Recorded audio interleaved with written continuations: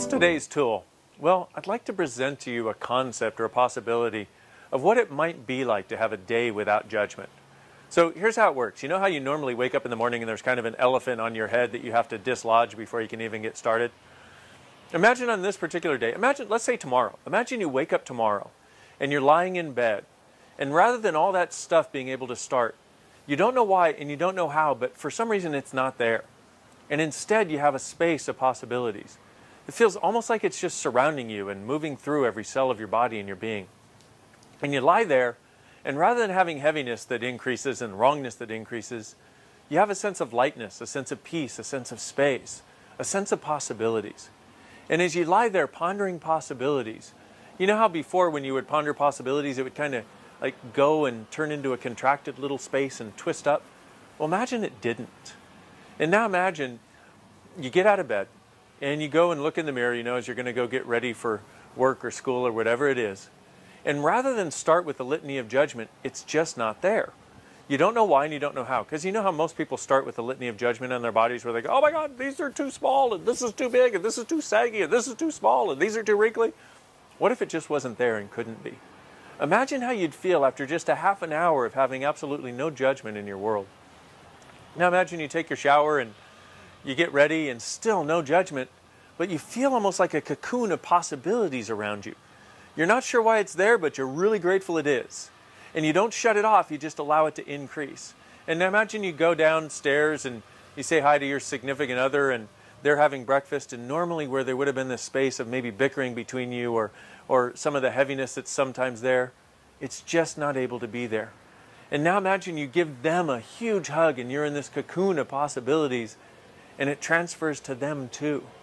And all of a sudden, whereas they were kind of like this before and wrinkled up in their brow, their face lightens and relaxes. And they start having a sense of space too. And all the judgments that they were in vanish because you're in such a space of no judgment and such an awareness of possibilities. Now imagine you go to work, and normally where everybody's complaining about the government and complaining about the bosses and complaining about the people below them, you're a voice for a different possibility.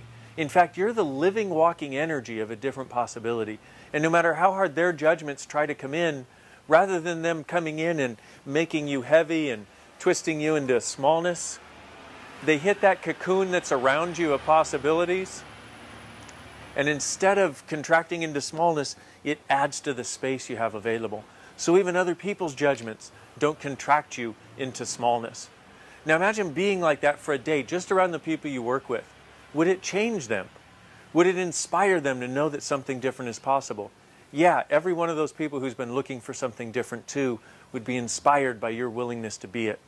And then they'd know, my gosh, maybe it is possible to live in a world beyond judgment. Wonder how does it get any better than this? And now imagine you come back home and your significant other, your spouse, your wife, your roommate, whatever, has been in their own space of no judgment, and you come back together.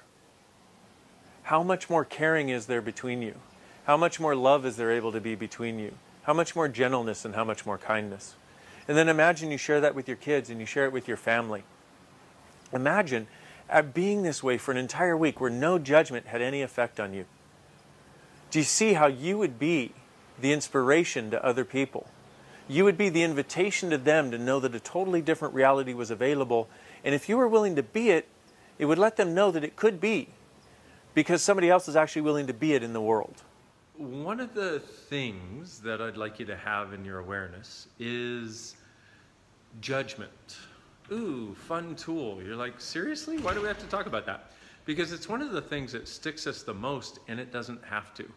What if it could be fun for you to receive the judgments that people are directing at you right now?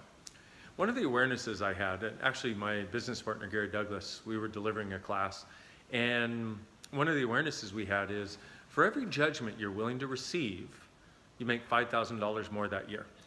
For every judgment you reject, you lose $10,000. Now, how does, or every judgment you resist and react to, you lose $10,000. So how does that work? Well, what is receiving judgment? Well, if somebody goes, you're a jerk, and you go, wow, thank you so much. And you just let the energy through. You don't put up a wall. You don't resist and react. What happens is that actually increases your level of receiving. And one of the things that I found recently, which is really interesting, is that for an infinite being, if somebody who's truly functioning from no judgment, no rightness, no wrongness. For an infinite being, all sources of energy can be a contribution, including that of judgment. Now, if you hear the noise behind me, that's because somebody's going by really fast on a boat, which, cool, good for them. I hope they're having fun. But what if you could actually have a good time receiving judgment? And this is so counter to everything we've learned, because we've learned that if somebody's judging you, you're doing something bad, you're doing something wrong, and you should stop whatever they're judging you for.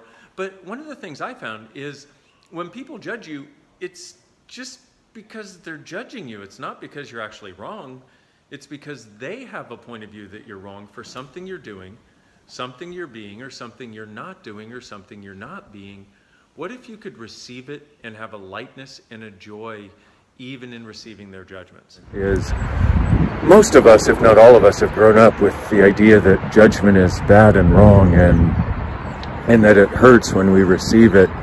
But if you were willing to recognize that the willingness to receive it sets you free, and the willingness to receive it shows you that you're actually not a victim to it, and that you have a lot more power than you thought, would you consider a different possibility, and rather than resisting it, stop resisting? Okay, because it's our resistance. See, the thing is, what a lot of us do is we receive judgment when we grow up. We receive people's points of view about us and their projections and all that stuff that people like to do here for some reason. I'm doing my best to help change it. And then what we do is we put up these walls and barriers around us. And then we put up these walls and barriers, but the walls don't know to let in joy, let in kindness, let in love, let in money, let in happiness. A wall is just a wall, and it keeps everything out. So how many walls have you erected to try to avoid people's judgments and their points of view about you? So everything you've done to create that, will you just run and create it, please? Right and wrong, good and bad, pot and pock, all nine, shorts, boys, and beyonds. And then, so when I talk about receiving judgment, it's probably not what you think it is. That's probably another thing, is we've misidentified and misapplied what receiving judgment is. So everything you've done to misidentify and misapply what receiving judgment is that makes you afraid of it, or makes you think receiving it means like letting it in and aligning and agreeing with it and sticking it in your body. Will you just run and create all that, please? Right and wrong, good and bad, pot and pock, all nine, shorts, boys, and beyonds. What receiving judgment is where you actually stand there and you lower the walls and barriers. I know it's counterintuitive. You lower the walls and barriers, which is actually a space of vulnerability, and then you just let it go on through.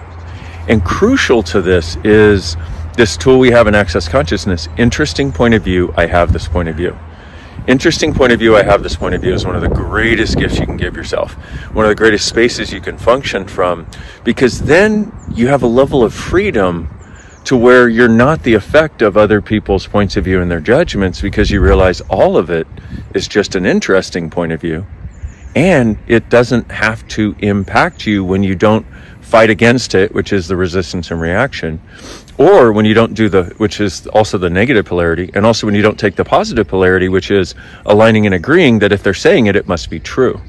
Because what happens is somebody will deliver a judgment or a projection or a point of view, and we align and agree that it's true, and then we resist and react to try to prove that it's not true. But if you didn't align and agree that it was true in the first place, what would you resist and react to? That's called living as interesting point of view. And it's one of the things that I've been inviting people to please start choosing a lot more of, because your life gets so much easier when you don't have to fight against, when you don't have to fight against people, when you don't have to fight against their points of view, and when you don't have to fight anymore. See, all of these things are tied together. The receiving of judgment, the interesting point of view, the getting over fight. And goodness, what a world. I mean, can you imagine right now if you no longer had to fight against anyone or anything in order to have your life, in order to enjoy your life, in order to create your life? I know for some of you it sounds totally insane that that could be possible, but realize your point of view creates your reality. Reality doesn't create your point of view. So when you have the point of view that life is a fight, or that you have to fight in order to create, or you have to fight in order to survive, that's what keeps showing up for you. So these tools are about actually getting to change those points of view and actually start creating a place and a space where you actually enjoy living, and like really enjoy waking up in the morning, where you can enjoy a beautiful, sunrise that you can't really see because, well, It's the sun and all in its bright.